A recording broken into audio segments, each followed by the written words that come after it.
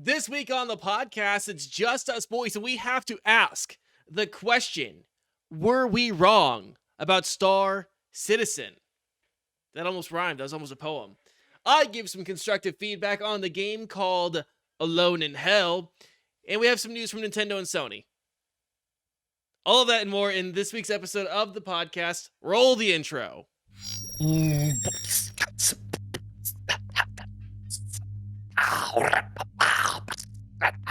But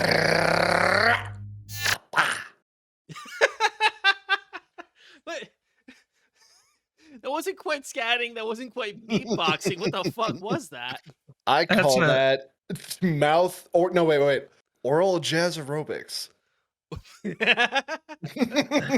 Oral jazz aerobics. It sounded like a case of tinnitus. More like a quesadilla, because that motherfucker was hot and cheesy. Ooh, I was half expecting you to start foaming at the mouth and shaking. So I almost did. I can't go that hard for too long. Hello, and welcome to Next to Nothing, a podcast for gamers on a budget. I'm your host, Danny K. With me, as always, the wonderful, the beautiful, the Mr. Green Elite. Green Elite, how are you doing today?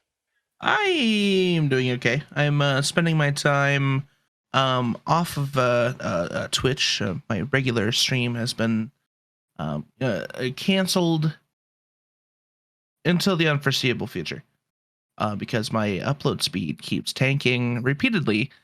And my ISP set an appointment on Saturday, and then that has changed to Friday because I told him I want it as soon as possible.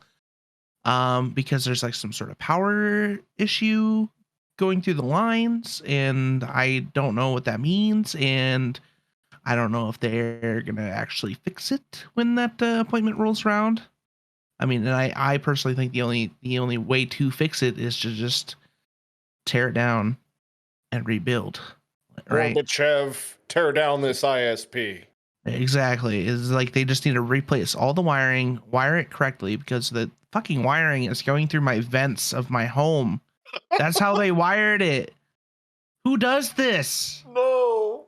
Yes, that is how shitty my ISP is. And they're like, well, it's not our fault. Like, I don't know where this is coming. I don't know where these issues are coming from. Like, we know where the issue is coming from. You installed the wiring incorrectly from a contractor, and now you don't want to replace it. So that's the issue.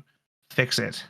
But we're moving anyway, so as long as I can get it limping until September, I'm fine with that. So, but your wiring will never get cold in the winter time, and it'll never get hot in the summer.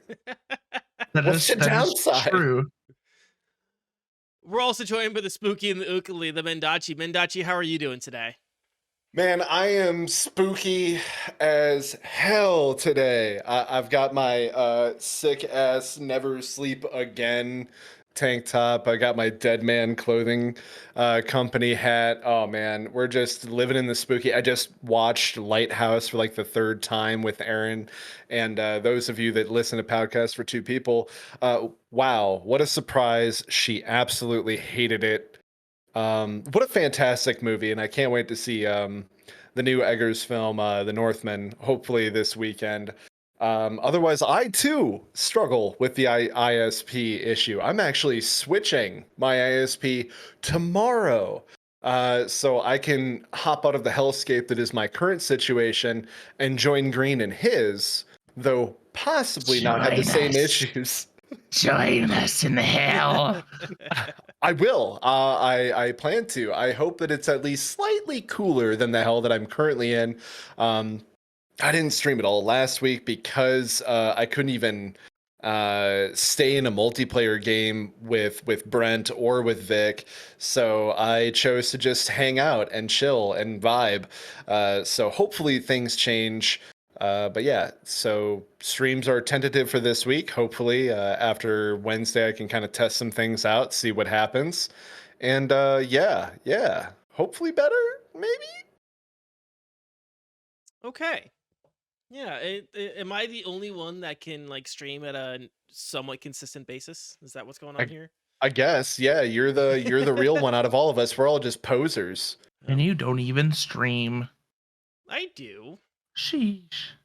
I do Sheesh. stream. Anyways, thanks for watching and listening to the show. If you miss any part of the show, you guys can find us on YouTube, Spotify, Apple Podcasts, Google Podcasts, and everywhere podcasts are found. If you want to join us live, you can find us on Twitch every Tuesday at 7 p.m. Central Time. If you guys want to be a part of the show, you can answer the question of the week. This week, we're asking something very simple and very not complex at all, or very difficult. What is the greatest TV show of all time?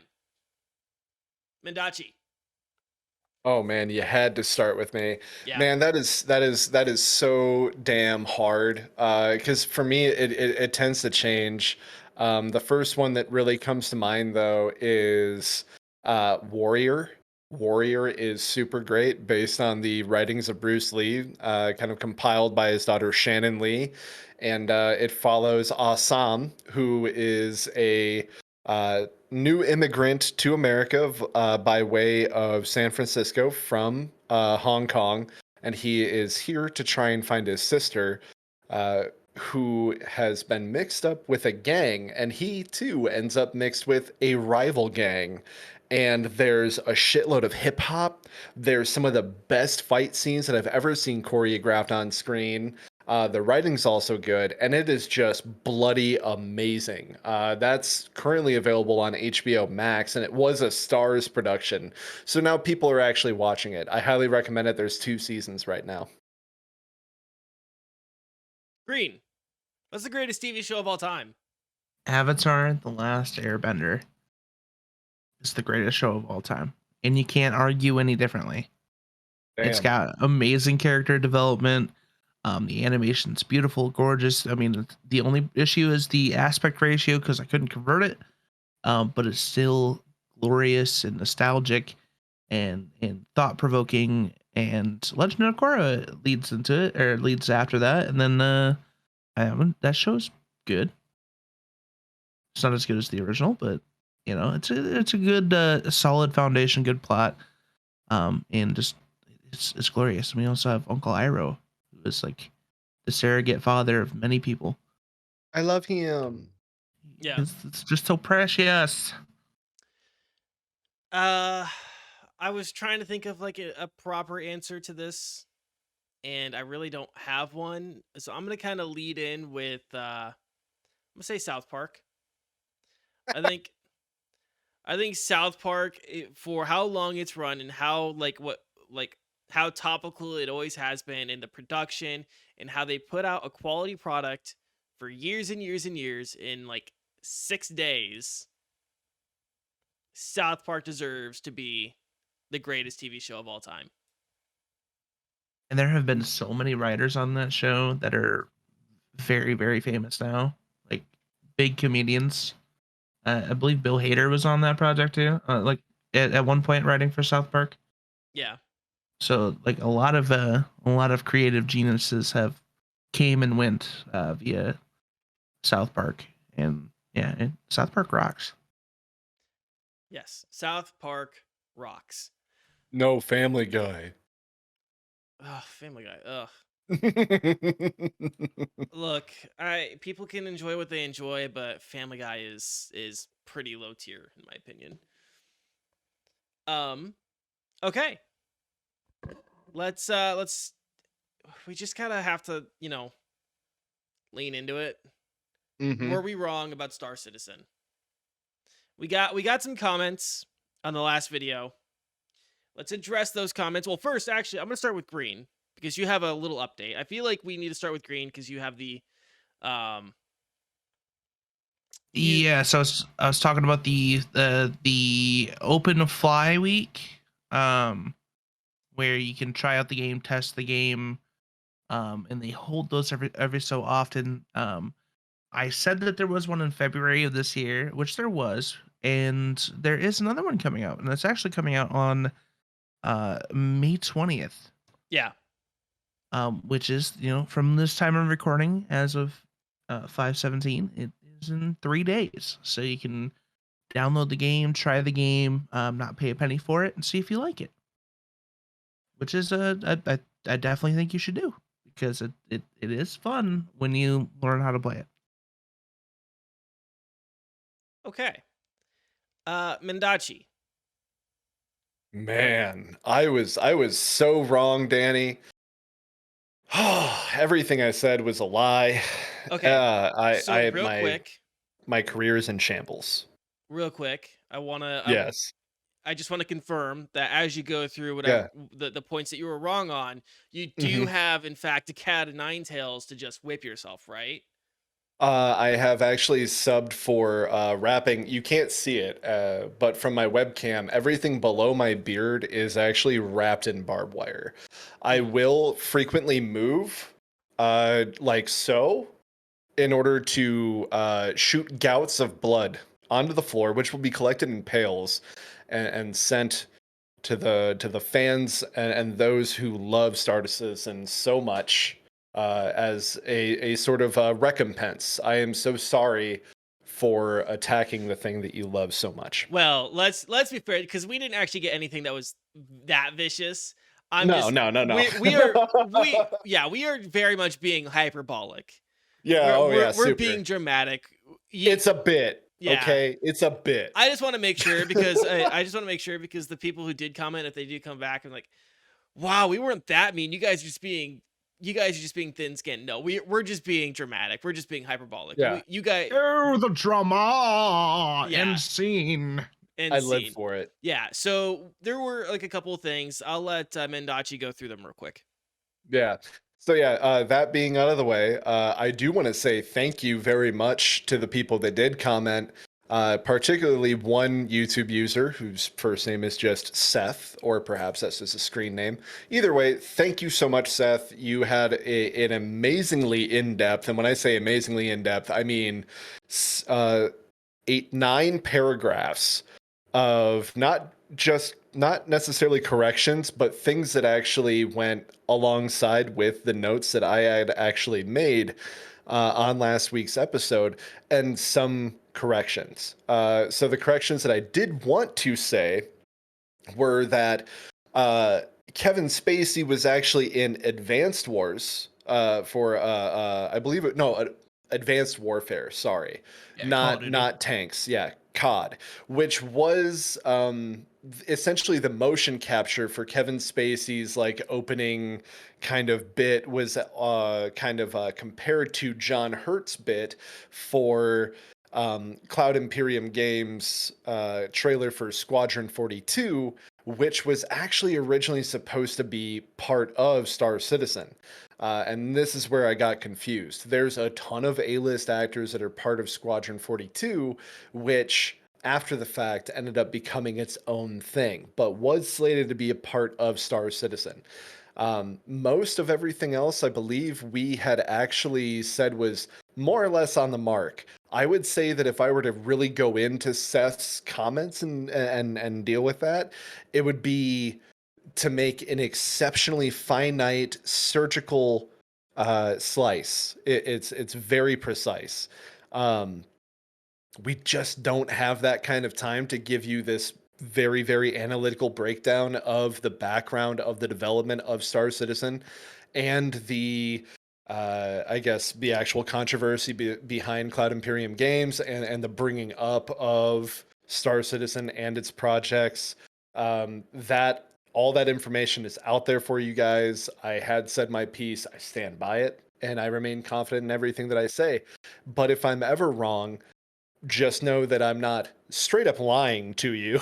I do believe what I say that comes out of my mouth when I say it. That being said, I welcome any correction anytime on any episode or any podcast that I'm on. Absolutely. And you can put it in the comments below. You can email it to me. You can tweet at me at Only Mendacii. Anywhere, it is always welcome. And despite our I'll claim it as mine. Despite my incredibly overdramatic bit there at the beginning, I actually really appreciated this, and I also really appreciate, for the most part, there not being any sort of I would say overly aggressive or overly defensive kind of comment or take on what I had brought to last week's episode. So yeah, good on you guys. That's so awesome, and thank you so much for listening to the episode.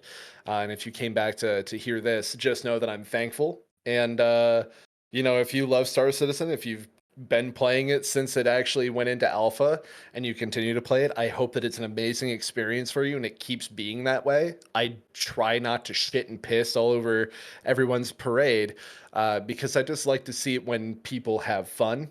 But for those listeners of our show that are unaware of Star Citizen, I feel that as part of talking about a project that is this big, it's important to hit all of the key notes, whether that's the good notes or the bad. And you'll also see that in the game reviews that I do in the future or any other piece of news that I tackle here on Next to Nothing.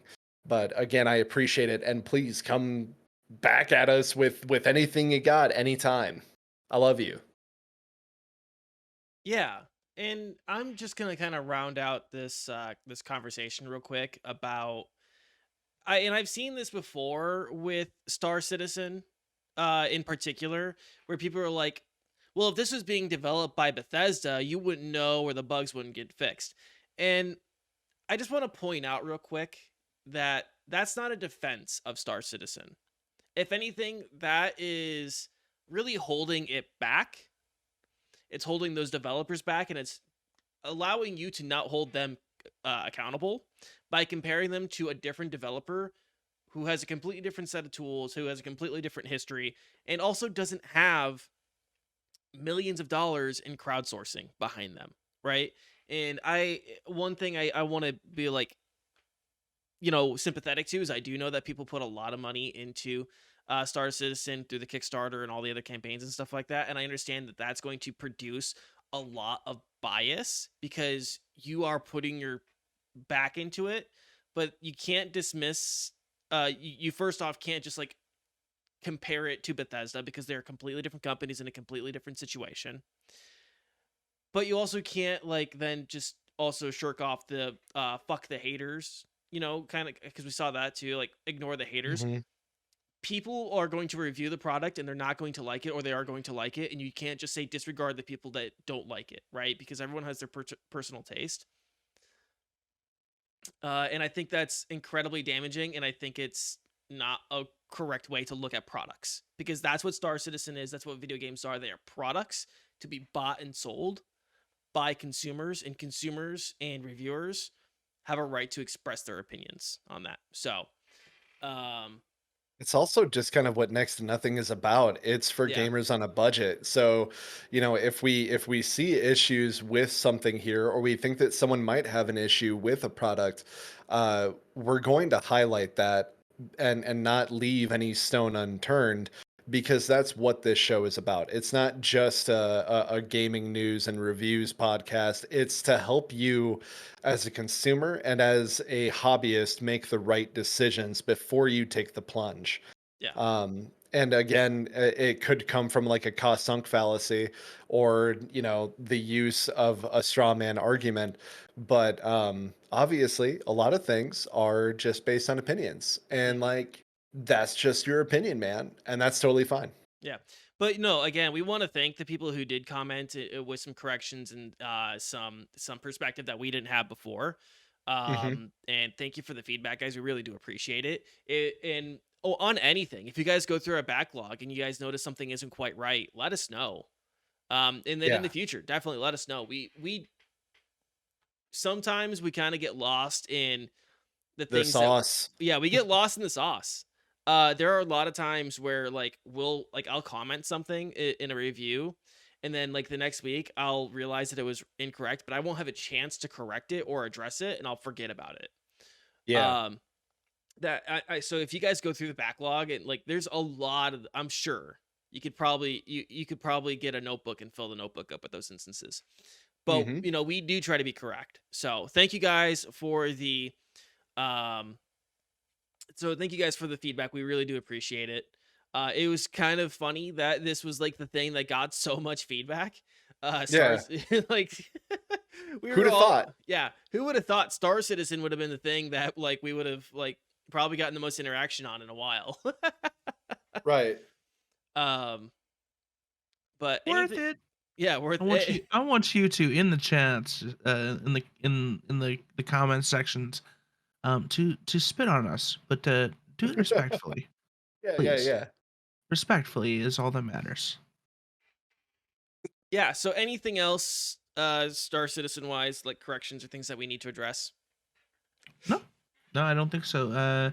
I did see one comment saying about the specs, saying that if you would want to play this game with 32 gigs of RAM and a newer GPU, Wow. which it like that. I mean, that's the goal for everyone. Yeah. But And that is everything. super tough to do. Um, just because the game isn't optimized yet, like fully optimized, to run on the standard because it is new and it's an alpha. Well, it's not new, but it's been an alpha so long, and they just did a change the engine, a big upgrade and stuff like that. So right now, like I don't see that as like a feasible thing to require that to enjoy your time, play the game with 32 gigs of RAM and a 3060 or 3070. Like I mean I fortunately have 32 gigs of RAM, but I don't have a 3090 in a Threadripper and stuff like that. So it's comments like those that like I understand where you're coming from, but sometimes that's just really isn't feasible, like for everyone to have that, especially in our platform of budget gaming. Because as Mendacii said, that is our main goal here is to um, provide valuable information or valuable opinions of ours, um, on whether something is worth purchasing or not. Because not everyone has $1,000 to purchase the biggest package of this game, let alone $10,000 to build a super rig to play the game. So that's all I have. Yeah. As I like to sum it up, if the game is requires a $10,000 machine to play, then it's not worth playing. Right. I'd rather go It'd to be an really arcade. nice. Yeah. Yeah. But okay, so moving on, guys. Thank you for the feedback, but I have some feedback to give to a dev. I played a game yesterday on my stream called Alone in Hell. And while I was playing it, so if those who don't know, like a thing I've been doing lately is I actually select 4 or 5 indie games at least once a week. I kind of just go through them on stream. I take the recordings and I upload them to YouTube. Which, by the way, second YouTube channel, check it out. Danie K streams and highlights, so you guys can catch that stuff there. But I was kind of playing it, and I realized it really wasn't anything that I wanted to put up on the second channel. But because this was the dev's first game, I wanted to give them some constructive feedback and kind of and put this space out there for them to check out. So the game itself is a pretty short horror game. It's about 10-ish minutes or so. So nothing super long. And they say on their itch.io page, I believe it was on the itch.io page, that it was made in under 24 hours. So credit to them. They made a product in 24 hours. The story and the setting, I'm not going to take points away for, because this was like a game jam or a challenge for them to build in 24 hours. The premise is that you wake up and slowly realize that you're in some sort of purgatory / hell pocket dimension where you are alone and paying for the crimes you committed. So here are some of the things that this dev did right just like to start, right? The criticism sandwich here, or the critique sandwich, I should say. The game runs really well, at least on my machine. No chugging, no frame drops or anything like that. So good job. You didn't do anything that like made the game run poorly. Excellent job. Your environments seem to be really functional, and nothing is like too out of place or gets you stuck or creates invisible walls or lag or anything like that. Like you don't get like rocks on the ground or stuff like that would usually like create weird stuff with camera. Nothing like that happens. I will say, in terms of the environment design though, there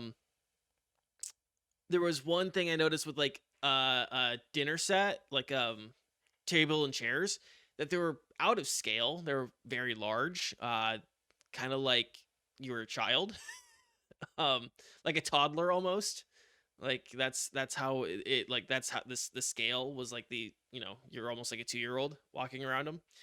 Um, and then the environment and the color palette is all pretty well done, except for a few small things like the text writing, um, the text writing that like it would appear on walls and stuff like that.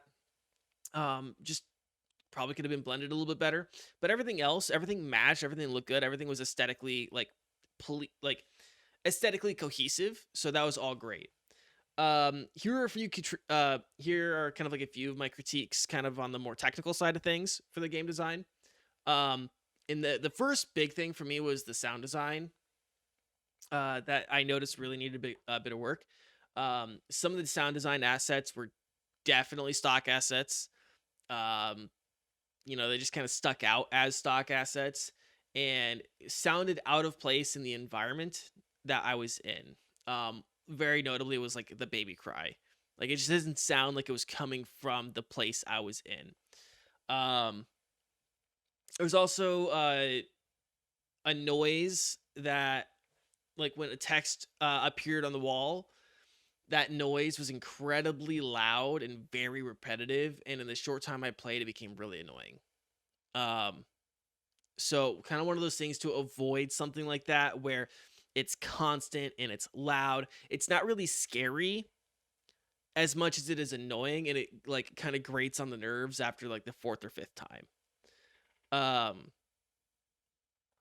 and that's like just something for devs in general. If you're like making like these PSX horror style games, noise noise is a very particular thing in horror, and you have to be careful that like you don't give like ear fatigue to the player, right? Because if you're just like sending a wall of noise at them trying to like scare the shit out of them all the time, they're eventually just going to get numb to it, and it's not going to have its effect. So kind of figuring out the balance of like when to use noise and how to use noise effectively is I think kind of a skilled is a learned skill. um Another thing that I noticed was that some of the notes that you find in the game, you probably want to proofread them a little bit better before publishing, like making sure officers isn't spelled offers. Which I work in marketing, right? My biggest the biggest part of my job is writing emails, marketing emails, and I constantly find myself doing that. We thankfully have like a stopgap where we have to send it out to all of our stakeholders, where someone had like at least 4 people read these emails before they go out, and I make really stupid spelling mistakes all the time. So I like right there, like I'm right with you. I understand how that goes. Um, so those are some of the like the critiques that I have. Now this next part here, I'm taking into account the 24-hour like time constraint. And you being a first time dev, this is just mostly me offering ideas and thoughts and inspiration potential here. Um, like the first thing for me is that games really need to have choices or some sort of fail state, right? Like to me, like there was a debate a while, like years and years ago, with Total Biscuit, and I want to say the devs have gone home. Um, where like what is a game? And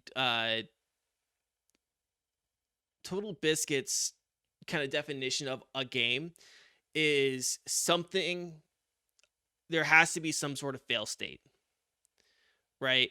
There has to be either like you hit a game over screen or you don't get the ending you want, right?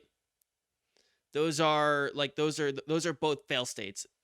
Maybe one could say that like not getting the ending you want maybe isn't exactly like a fail state, but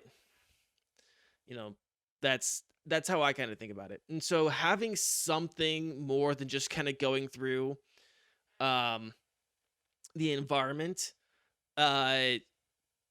would be appreciated. So adding some choices like a door to have to pick, like do I pick door A or door B? Do I go down the left hall or the right hall? needing to find something like getting a key or, unlocking something to move forward. Because a fail state could just simply be that you don't move forward, right? You don't progress. That could, I would consider that a fail state. Or just like having some dialogue options, a really fundamental part of the game. Something there was kind of just missing. Again, taking into the fact that this dev says this is their first time, they made it in 24 hours. I'm not really talking points, just kind of providing some areas that they could, move forward in and maybe improve on next time. The notes that were kind of lit around, they were a fine addition. I think they served a decent purpose. But the environmental storytelling could use a little bit of work, a little bit more fleshing out. It seemed like if this was telling the story of someone who is being punished for their crimes, their sins, it was a little too vague. Um, from what I gathered, it seemed like maybe they killed somebody, maybe they killed a kid. Uh, but that was just kind of vague, and maybe fleshing that out, maybe making it more explicit, telling a proper story, inside the game would be, reinforcing some of your ideas if you're, and the message that you're trying to get across. Overall, I don't think the project is bad, especially if the goal was to put out something that worked and didn't crash or didn't bug out or didn't glitch. So really, honestly, a good job in regards to like producing a product that worked and functioned as it was intended, at least as I see it, as what I saw on itch.io and what I played. It was like a product that functioned and worked well, and worked as intended. I believe the product I got was as intended by you, so good job there. And hopefully you get lots of constructive criticism and you are able to expand your skills in future projects. And if you do, let me know. My DMs are open at Danny K, DANIECAE. Send me a message. Mr. Green, Mendacii, were either of you in my stream yesterday? Did you guys watch me play this? I didn't catch you until you were hunting. I Gotcha. did not, because I was too busy having a brain aneurysm. Oh no. Yeah, Gotcha. because So that's when I had a conversation with my ISP. So Oh. gotcha. Um, so yeah, that's my feedback for Alone in Hell. Again, I played it. It wasn't anything I wanted to really put up on the channel. But I did want to give some feedback and provide some thoughts for the dev. Do you guys want to take a break? Yeah. All right, guys. certainly. We'll be back in 2 minutes. Stay right there.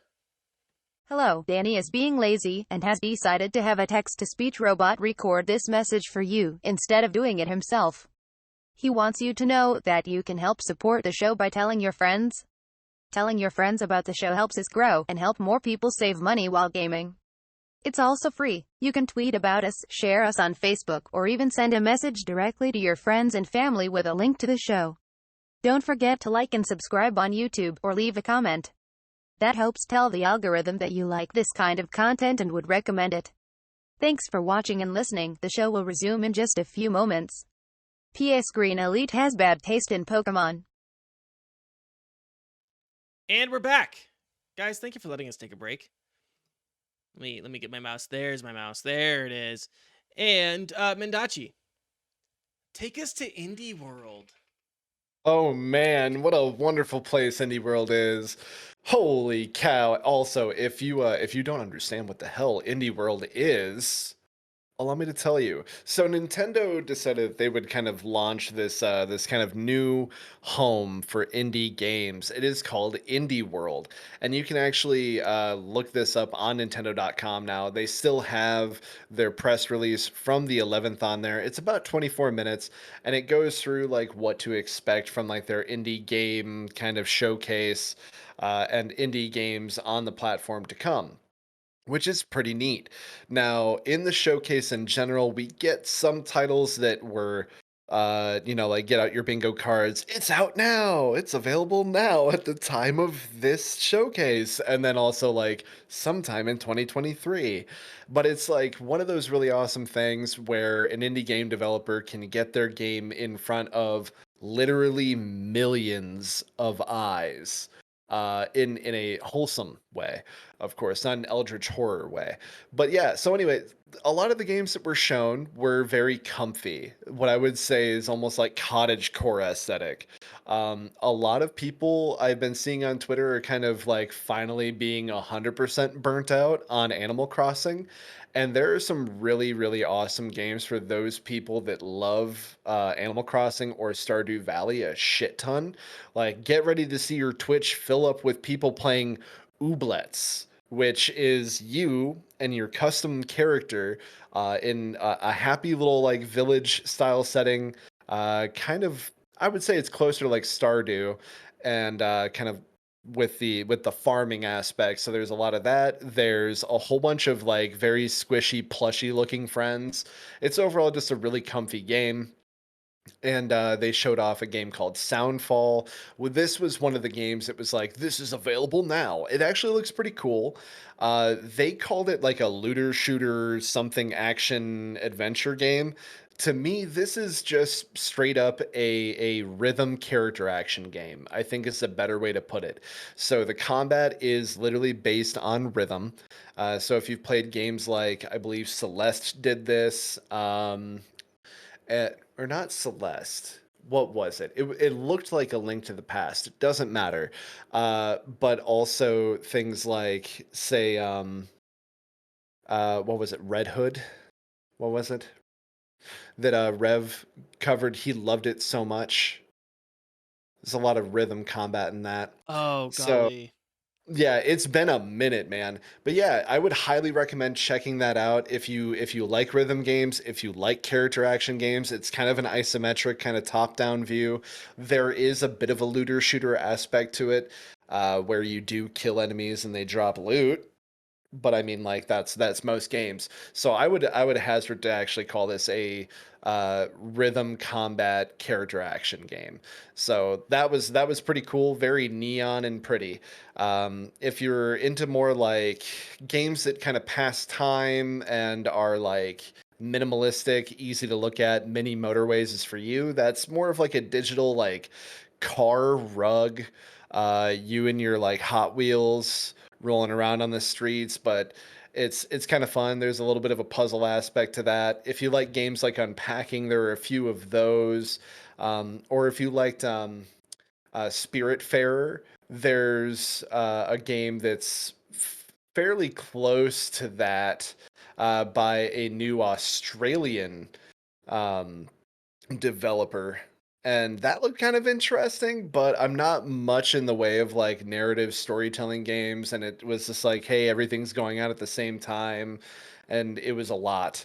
There were several games that kind of seemed like they followed the same formula kind of over and over. So I kind of hope that in the future, when we return to Indie World, perhaps we get to see some different stuff. There was also an interesting game for friends of mine that I know loved Limbo or Inside. Um, Silt. Silt looked pretty interesting. It's kind of like an old gods eldritch kind of storytelling basis where you play as a diver that gets the ability to possess different sea creatures to progress through levels and do puzzles, all while being attacked by these forgotten things that live in the deep. And that's by a UK developer. That looked pretty interesting. Otherwise, there is a ton of indie games that have been, say, coming out on Steam. Some of them have been on PlayStation and Xbox as well, but a lot of them are now finding a home on Nintendo Switch. The one thing, again, that I'm going to draw back to that was a drawback of this was that they were also announcing indie games that aren't coming out for at least a year. Uh, some of them just had, these vague 2023 release dates. I hope that they do more of these indie game showcases because it's such a big thing for indie game developers. It would just be nice if we had a little bit less time, between these releases. So an indie game that's coming out in 2023, when we're getting thousands of them, and when some of these ideas, like I said, are almost kind of done and redone, things kind of get lost quite quickly in this constantly flowing kind of e-commerce and this hobby. So I would highly recommend that you actually check out the video on YouTube. It's nice and segmented, so you can catch things by title. But that's really the gist of it. I hope that it's something that they keep doing. You know, it'd be really nice to see more indie games coming to the Switch. Yeah. So I do have a quick question for you. Like the the presentation itself, Yes. I saw a lot of people saying it was shit. It was not great, man. A lot of us, it's pretty easy to remember in the year that most people try to forget. In 2020, when we kind of saw a lot of the digital showcases and stuff like that, we had disembodied voices telling us to be excited about trailers that didn't show us much. It was kind of that. We had some gameplay of some of these indie games. The whole time we had disembodied narrators kind of walking us through. Then we'd have a short blurb from the developers behind a title, and then here's a short segment on this. Uh, Overall, it feels like whoever put it together quite possibly could have given us a little bit more of like a quilt pattern. It felt very samey almost all the way through.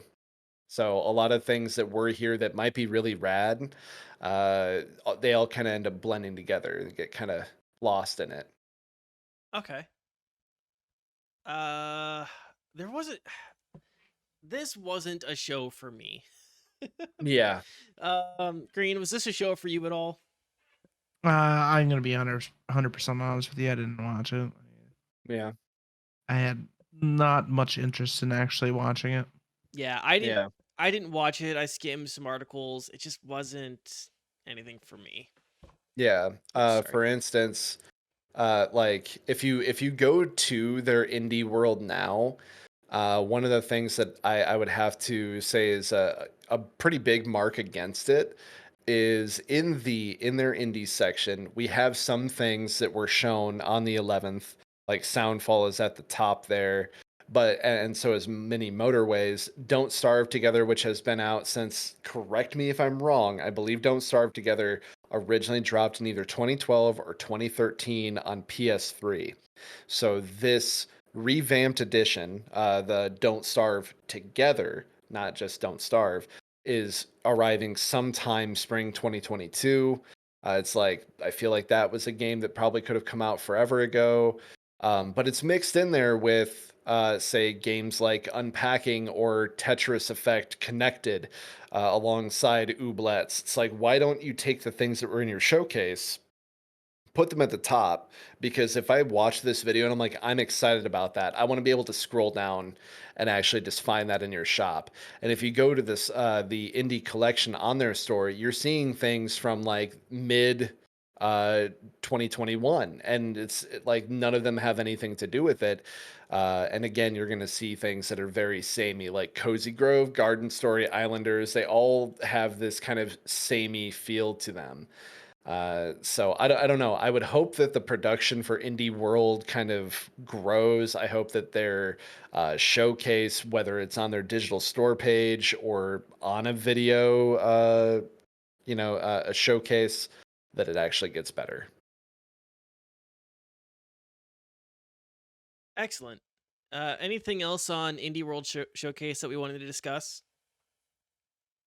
Not really anything, man. Just if you're into, uh, say checking out indie games and helping indie developers out by buying their games and trying them out.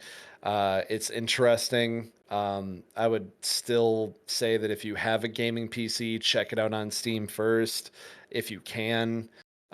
Just because, there's all of the things that come with indie games. Some of them are going to be awesome. Some of them are going to be like, this is kind of buggy. This is like a really wild idea. I don't know about this.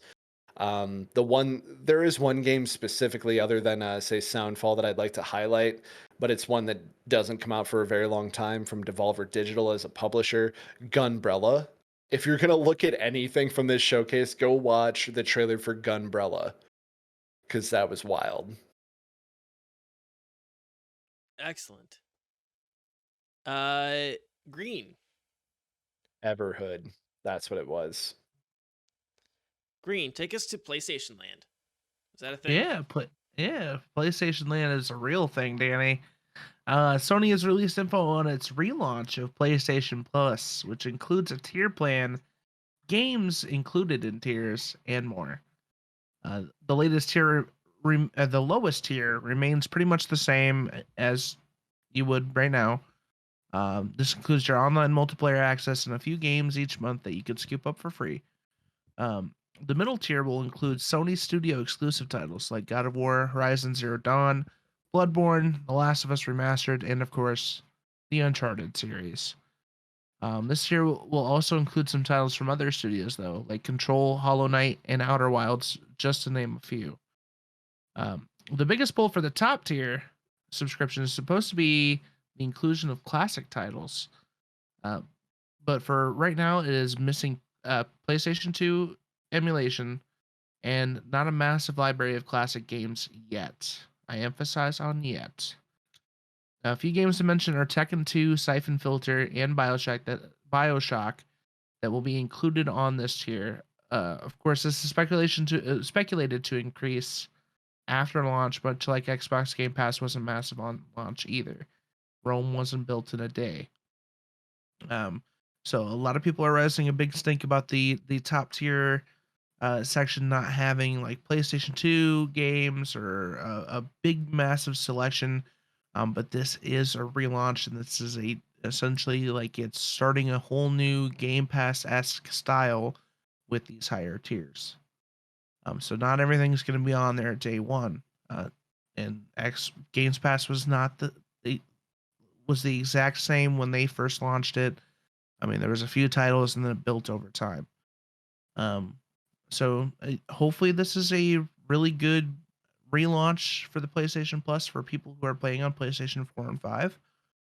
But I don't foresee it being as big as like say Games Pass, where you could play on PC too. Unless Sony does something major, this is more of a specifically for PlayStation users. Yeah. What does the pricing structure break down to again? I didn't see anything on the pricing structure, but I can look it up real quick. Yeah, because I'm curious. The current service is what? Like $5.99 a month, something like that for like just the base service. Ooh, that's a good question. Yeah, because I think that PS Now is technically 10. So if you do PS Now and PS Plus, it's like 15. Yeah, so it's launching on June 13th. Um,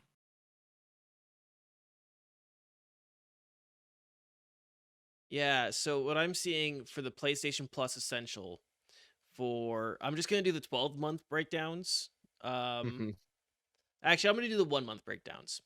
Okay. Uh, yeah, I would do it 1 month. I'm not seeing it. yeah, so for 1 month Sure. it's $9.99. 12 months it's $59.99. That's just the essentials. That doesn't get you that gets you the core features, online access, and PS4, two PS4 and one PS5 game to download every month, exclusive discounts and more. The PlayStation Plus Extra, which gets you the game catalog with hundreds of downloadable PS4 and PS5 games, that's $14.99 a month and $99.99 a month for a year.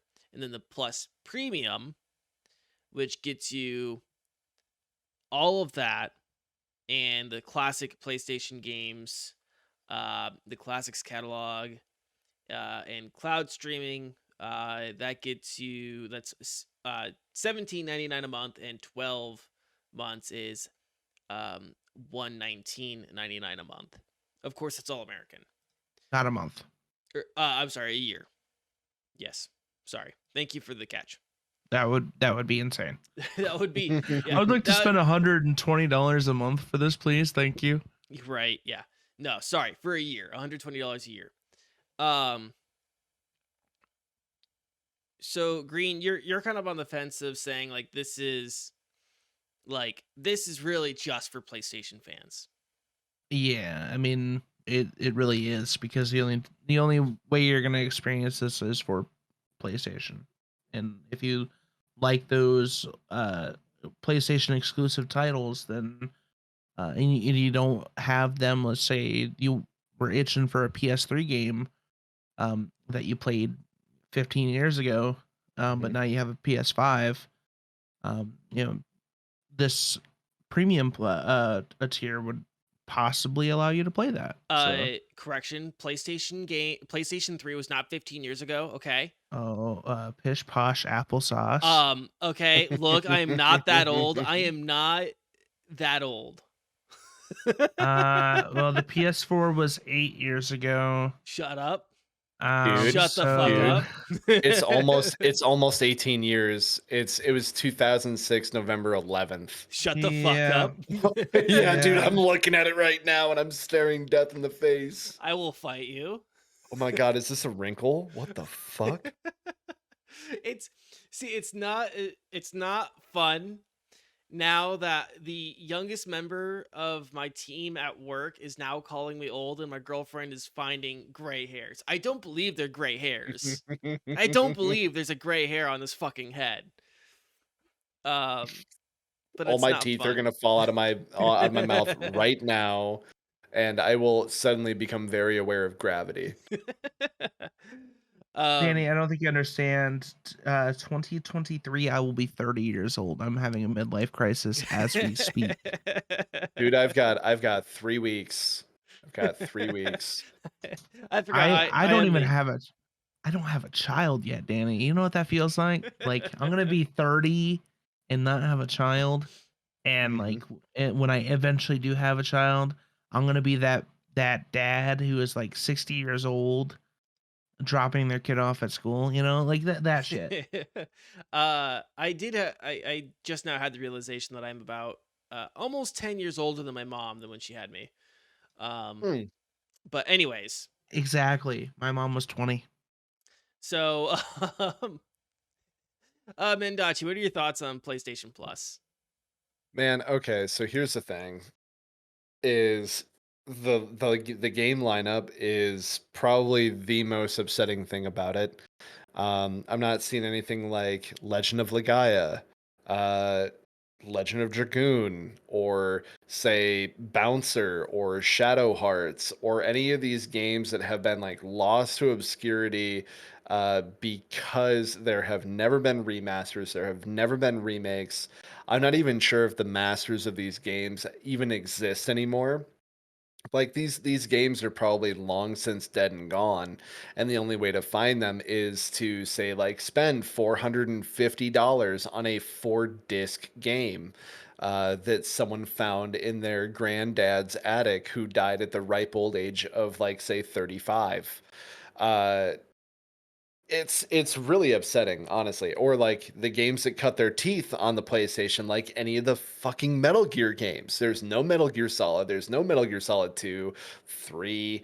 Like they had the Metal Gear Definitive Edition, which was definitively terrible because it was barely upscaled and ported it just the worst. They played like shit. They handled like crap. It's such an injustice that we don't have even those titles on PlayStation, like to just play. Let alone say Metal Gear Solid 4, Guns of the Patriots. That is just like gone. Like that was a PS3 game, and that's just gone. Or not that we've necessarily needed, but like Heaven's Sword.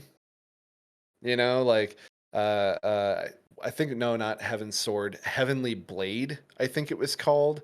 That was like the first game that PS3 really showed alongside Killzone 2, I think it was, to show the new motion capture technology alongside like Andy Serkis playing like the villains and stuff, and the combat was just fluid and amazing, and everyone's like, this is next gen God of War.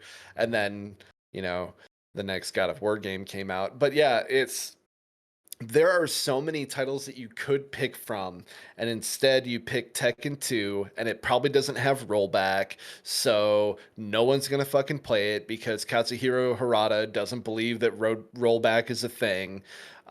So everyone in the States, everyone that's not in Japan, will boot up Tekken 2 and not be able to play with their friends because the servers are shit. And it's just like, why would you do this, especially when Tekken 7 is at full price, $40 right now. Granted, in order to get all the characters, you're gonna have to drop like $120, but like, definitively Tekken 7 is the best Tekken that you can play right now and has the biggest player base. And the biggest player base exists on the PlayStation.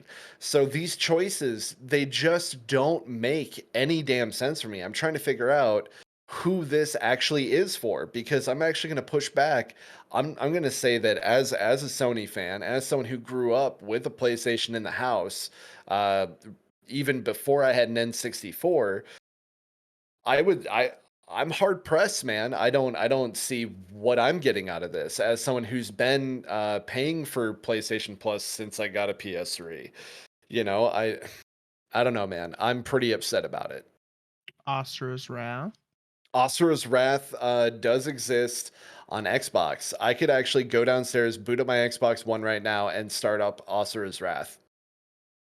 Yeah, fair. Yeah, But along. as I said, this is just this is just starting out. I'm sure that they Mhm. will add more as time comes. So They gotta. this may not be like they're gonna have to. If it's gonna be a subscription service, they're gonna have to continue adding things to it. Yeah, it does make me look back at our episode where we were talking about like, so how do you think this is going to measure up with Game Pass? And while we were like, albeit like we're like, this is shaky right now, like, you know, it's way too foggy to tell. I'm kind of scoffing, and I'm just kind of like, of course. I forgot that Sony was run by aliens that don't understand humans. Like, the next thing I guarantee you that we're gonna see on this is either gonna be the Ezio collection or Assassin's Creed 3 again. I bet dollars to donuts. It's gonna be something along like those lines. The one thing I don't really care about for this is for the newer titles like Horizon Forbidden West, they're doing a time limited trial for it if you have the premium, which gives you a 3-hour trial period for the game. Instead of just like full release, and like Game Pass will get like new games on Game Pass that you have no time limit to play. So like for me, that Games Pass, especially since I'm playing on PC, is the better deal. So Mm. maybe down the line they'll rework that and get it to where it's like, hey, this is a new title. If you have the premium, you can play it. On top of adding more games because people Yeah. like games. Yeah. Yeah, and they like choices too. Excellent. I mean, with all things PlayStation, I really don't have much of an opinion. Mm. I didn't grow up with PlayStation like consoles in the home. I've never owned one. I've really only ever played on my friends and family's PlayStations. So I don't have a dog in the race. I'm not invested in PlayStation, so I have nothing else really to say. Anything else on this particular topic? Nah, man, Mousa, I'm just livid. I'm just livid. I know that our good friend Zombie is also a big fan of Sony.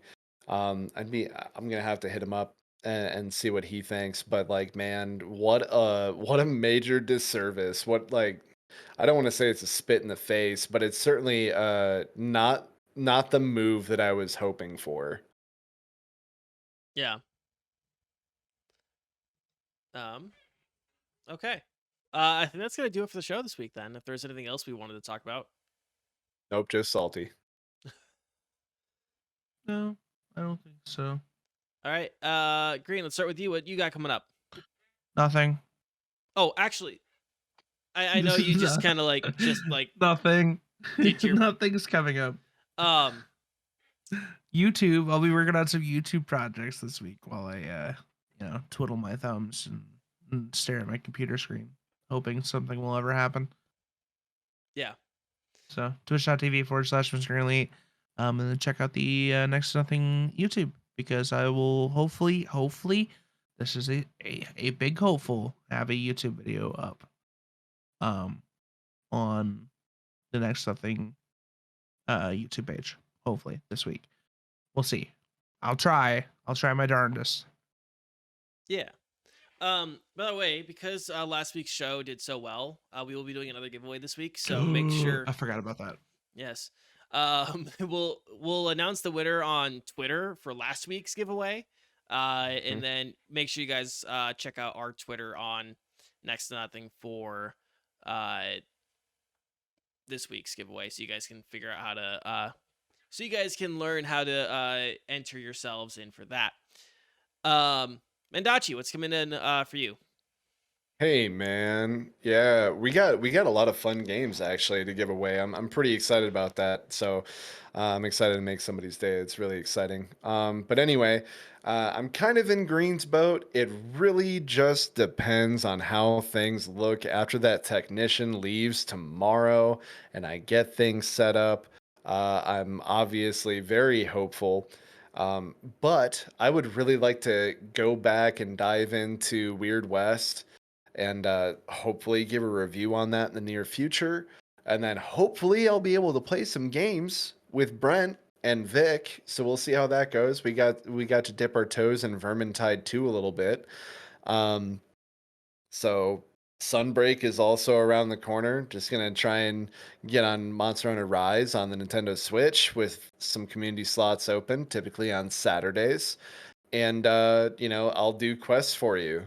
Let me solo all of your monsters. I'll solo her. I'm looking at you, Raytheon. I'll come for you. Anyway, so other than that, new podcast for two people episodes getting recorded this week. Super excited about that. You can find that on any podcast platform. And if you want to get at me and send me more corrections on all of the lies that I tell on all of my podcasts and on Twitter in general, you can tweet at me at @onlymendacii, or just comment voraciously on our YouTube comment section. So yeah, just really looking forward to it. Excellent. Coming up with me, I kind of fucked up on my schedule when I posted it on Sunday. I will not be streaming tomorrow because I have a work thing. I'll be streaming Thursday and then Saturday. Thursday night, probably just going to be some Hunt Showdown. Saturday, I'm probably going to be doing some Master Duel for you guys, because I know people have been wanting me to play Master Duel. Let's do it. Let's have some fun. The YouTube channel, the second YouTube channel, I have a video coming out this Friday, a really short one, and then I have another one coming out on Monday. Otherwise, you guys can find me on Twitter at Danie K, DaniEcaE. Also, just as like a little teaser, a little testicle tickle here. Ooh. We have some really cool projects coming up. So do follow us on our social medias when we make those announcements. And hopefully you guys will enjoy what we got coming up. Otherwise, that's it for me. You guys want to wrap up the show? Yeah. Guys, thanks for watching and listening to the show. Your time with us is always appreciated, but we're not just interested in your time. We're also interested in your thoughts and opinions. Anything that we talked about this week, let us know what you guys think about those topics in the comments of this YouTube video. If you guys don't want to talk about that stuff, we do have a question of the week. And that is, what's the greatest TV show of all time? Let us know that in the YouTube comments. You can even tweet at us. Tweet me at Danie K, DaniEcaE. Green, what's the official Twitter? At Next to Nothing PC. So yeah, drop a comment letting us know. Also, make sure you check out all of our shows. If you guys want to know what Green's thoughts are on Star Citizen, go back to the previous show. And yeah, check out all those previous shows as well.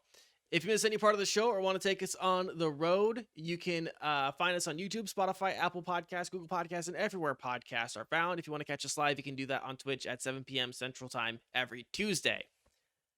If you like what we do and want to help support the show, drop a like and subscribe and ring that bell. That really does help us out a ton on YouTube. And don't forget to tell your friends. That's really the top tier way to help us out in the long run, is by telling your friends. Other than that, until next week, stay safe, stay healthy, keep fighting the good fights, and we'll talk to you guys again next week. Goodbye. Otta.